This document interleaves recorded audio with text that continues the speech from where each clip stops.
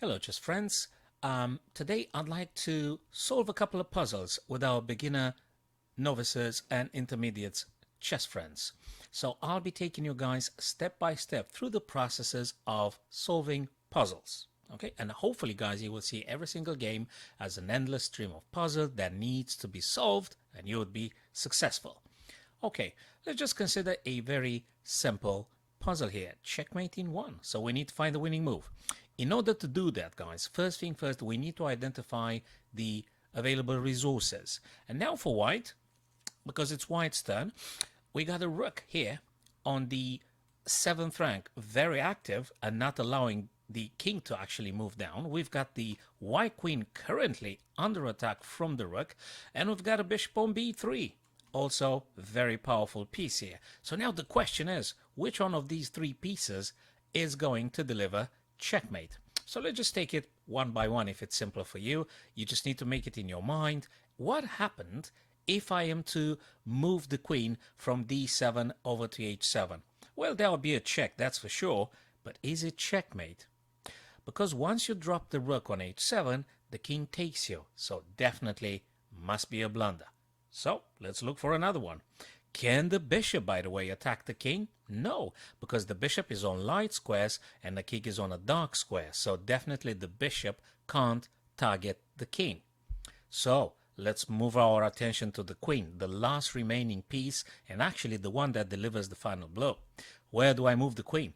Well, if I keep staying on the F column, actually the rook is going to take me, even if I check the king. Therefore, it must be another square. Where? I have actually two other squares. I got a square on d4, and there is another square on h6, because I can go there and safely attack the black king. Now, there are some differences here.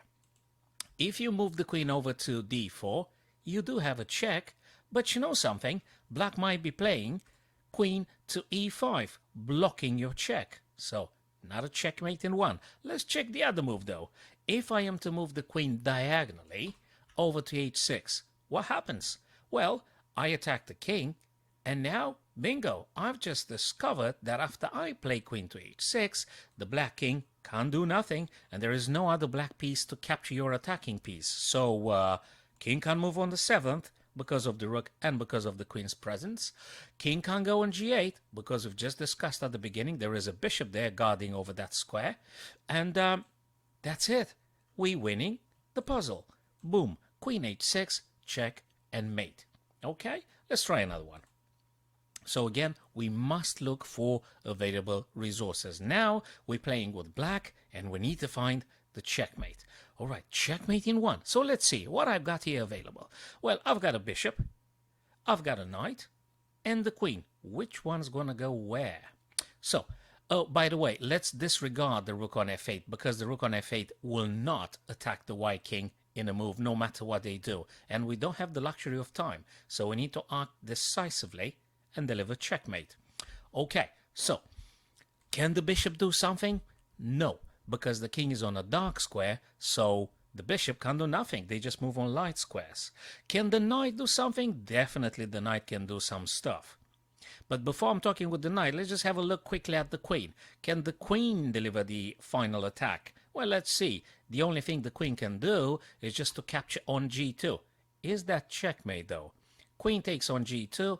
Oh no, my queen. The bishop on f1 is going to capture your queen, so there's definitely not a checkmate with the queen. Let's go back at the knight. What are the only squares from which the knight can attack the king? Well, we've got two, if we look at this. We got one on e2, and we got another one on h3.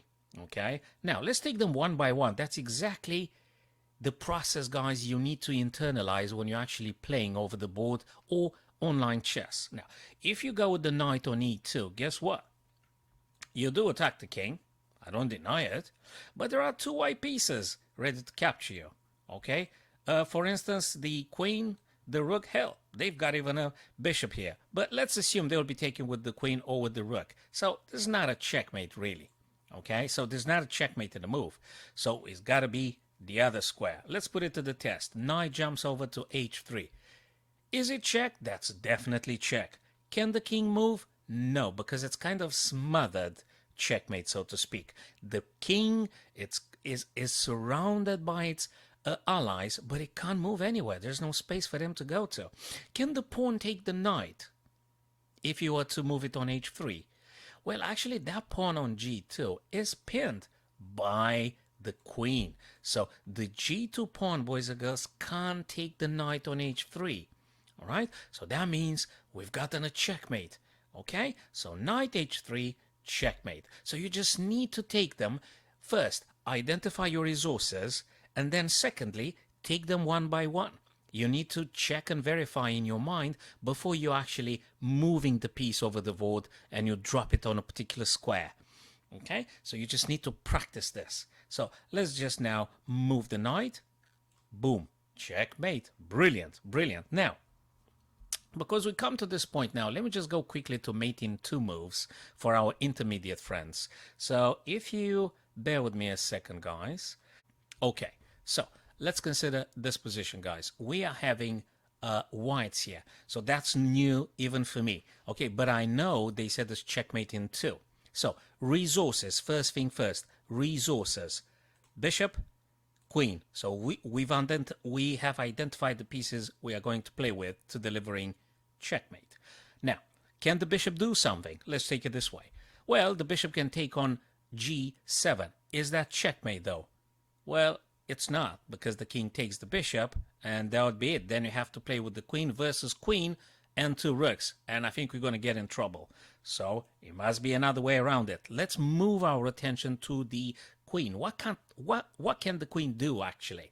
So we've got a check here, but is that a good move? No, it's total blunder, because the rook takes the queen. Oh no, I've lost the queen. Blunder. No, no, no. What else can I do? I can play the queen on h5. Yes, I can. Is it checkmate though? Well, the pawn will capture your queen.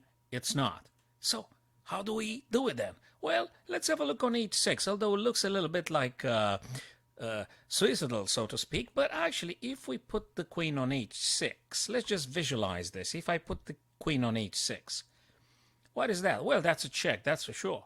Can the pawn on g7 take you, though? Well, no, because the pawn is pinned by our bishop. So queen h6 is definitely a check. And what can the king do? Well, they just move away. And then what do? We need to attack one more time.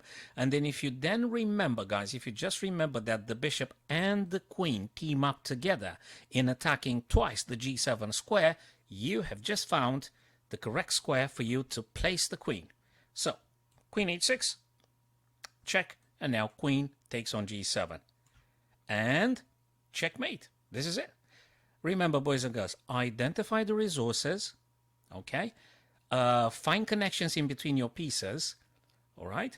And you need to practice and discover, you know, all the possible checks, safe checks, and how your pieces cooperate to meeting up together and attacking the target. Sometimes it could be that you're just winning material. You know, there are lots and lots and lots of puzzles, right? Which is awesome. So if you do 8-10 puzzles a day, I think you will practice the necessary maintenance for your mind to be kept in good shape for your future competitive game.